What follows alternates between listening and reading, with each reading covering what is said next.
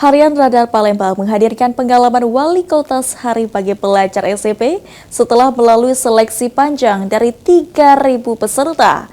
Program ini bukan hanya kompetisi menulis, tetapi juga ajang membentuk karakter pemimpin masa depan sekaligus memberi kesempatan pelajar mengikuti langsung aktivitas wali kota Palembang.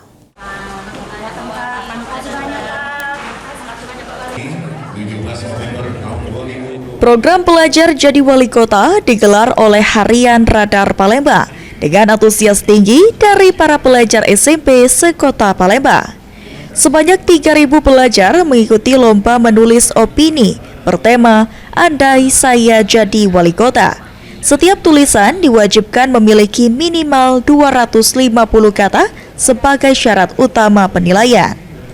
GM Harian Radar Palembang, Suandra Yadi mengatakan 2 pelajar terbaik ditetapkan sebagai wali kota dan wakil wali kota sehari. Mereka akan mengikuti langsung aktivitas wali kota Palembang, mulai dari menghadiri agenda resmi hingga menerima audiensi sebagai pengalaman kepemimpinan sejak dini. Isi Pak Wali, jadi mereka yang menang nanti, adik-adik, siapapun yang jadi pemenang, itu adalah yang terbaik untuk semuanya itu akan menjadi wali kota Palembang sehari. Jadi akan mengikuti kegiatan Pak Wali Kota, misalnya Pak Wali Kota menerima audiensi, mendampingi Pak Wali Kota. Pak jangan diajak ninjau kebun Pak ya. Karena kita tahu Pak Wali Kota paling rajin untuk meninjau lokasi, dan itu sangat diapresiasi oleh masyarakat Kota Palembang Pak Wali.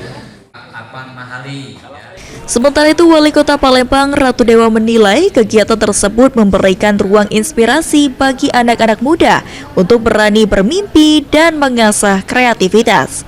Program ini juga direncanakan menjadi agenda rutin sebagai upaya mendorong pelajar memahami isu-isu aktual seperti tata kota dan pelayanan publik.